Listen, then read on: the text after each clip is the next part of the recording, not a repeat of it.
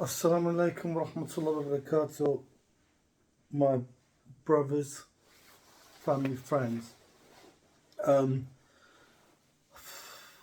found it necessary to make a response to this gentleman here, who is a genuinely nice guy. And I've seen some of his videos before. I'm sorry, because this is off the top of my head and it's a little bit random.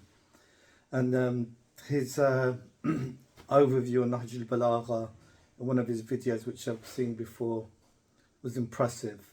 And so and he seemed to be inspired by the words and the wisdom of Imam Ali alayhi salam.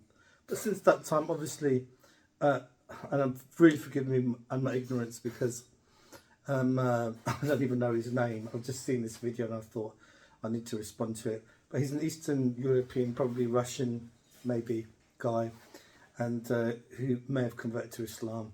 Can't be 100% sure, but he's doing some kind of research, and he's asking GPT chat which is right, Shia or Sunni, and then looking into the Shia Sunni divide, and he's come up with some points which I don't think GPT chat has sufficient knowledge enough in relation to cover. And also it depends on how you ask a question in relation to what the answer is that you get. And I just want to show you one thing which GPT chat is completely wrong in relation to what the gentleman is asked about. And it says here, the concept of infallible imams in 12 Shi'ism developed after the Prophet Muhammad's time as a way to solidify the Shia belief in the divine authority of Ali and his descendants. Because while Shia Muslims believe that the Prophet hinted at this idea, especially in the events of Ghadir Khum where he spoke highly of Ali, there is no explicit, widely accepted statement from the Prophet Muhammad, peace be upon him, clearly declaring the infallibility of 12 specific Imams from the Shia perspective. From the Sunni perspective, we have Sahih Bukhari and Sahih Muslim, which are the most authentic collections of hadith, and within them, to generally summarise the content in relation to 12 Imams, or 12 Khulafa, which is used 12 Khulafa. The Prophet, peace be upon him, said, there will be 12 caliphs after me. All of them will be from the Quraysh, and this affair of the caliphate will not end until the last one of them have ruled. So GTP chat has completely missed that out and made it look like it's an innovation. It's two of the most authoritative sources of the Ahl Sunnah wal Jama'ah.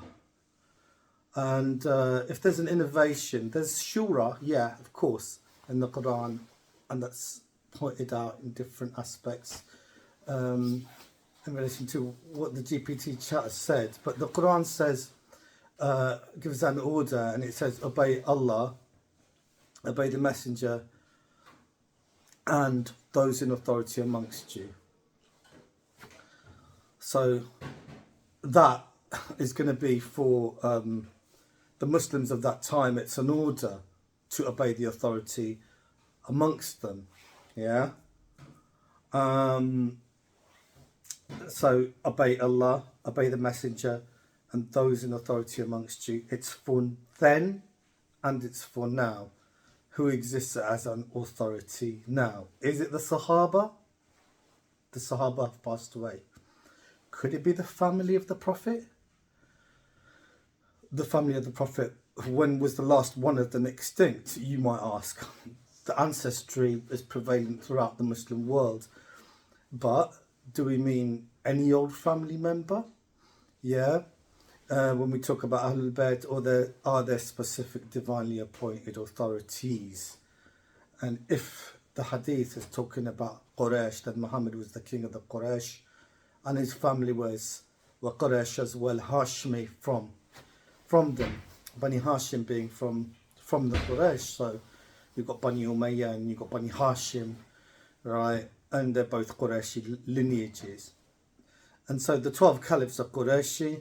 And what is there to say that the family of the Prophet are excluded from that authority as khulafa?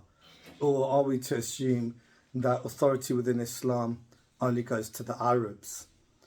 And this is the thing. So the points that I wish to address are also when the Quran says Al-Yawma akmaltu lakum dinakum wa ni'mati, right, this day I've perfected for you your religion.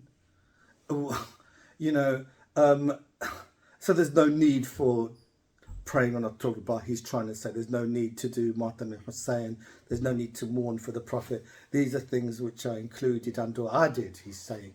What's really added is the authority that has been decided from the system of Shura which you've invented after the Prophet passed away. And the Prophet, peace be upon him, right, you know, Allah has revealed in the Quran that the authority is already there for you to obey, you know. You know, it doesn't happen afterwards, it's already there. So what is it that you've done to have an election so that Abu Bakr becomes an authority after the Prophet, peace be upon him, has passed away, when the Quran saying that it already exists alongside Allah subhanahu wa ta'ala and Muhammad, and that they're meant to be obeyed? Are those authorities not the 12 khulafa that the Prophet spoke about? Are they not? From the Quraysh, are they not? 12 of them? You know, so he's missed something out here that's really important.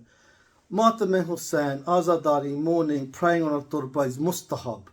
Mustahab meaning it's not a part of obligatory Islam. It's something that you can do as an expression of love. Abu Bakr's election, yeah, it's an innovation. Because the Quran, as he says, is already perfected.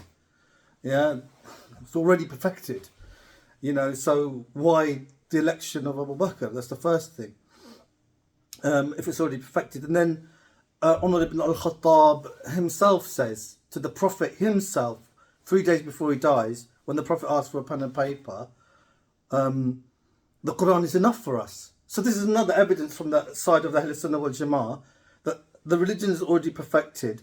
Why write down something, have a paper and a pen, right? So the Prophet can dictate something after the people will not go astray. You know, there's no need for it because the religion is perfected. You know, so don't take a paper, don't take a pen. The most important narrative would be from the Prophet himself that someone would have written down. You're not accepting that 200 years after the Prophet passed away. The collections of hadith started to be written. Sunniism is dependent upon those books. There was a gap of one to 200 years of no hadith being collected and a ban being put on collecting and writing them. So Sunni Islam comes afterwards in respect of their literature, which was banned by none other than the person they opted as the second caliph, which was an innovation in itself. Yeah, so I don't mean to be overly critical, but I do guess that at this time in the world, when we look at what's happening politically and how the Muslim world themselves have failed the Palestinian people in any aspect of its defence, aside from the Islamic Republic of Iran, which has backed everything militarily in favour of those people who are fighting against their oppressors, one can't but think about the Battle of Karbala that happened and how the Muslim world failed to defend Hussein ibn Ali because of their choice of khulafa. Yeah, so I like this guy, but I think he needs to be informed. Allah doesn't change his sunnah within the Quran, and the khulafa he chooses.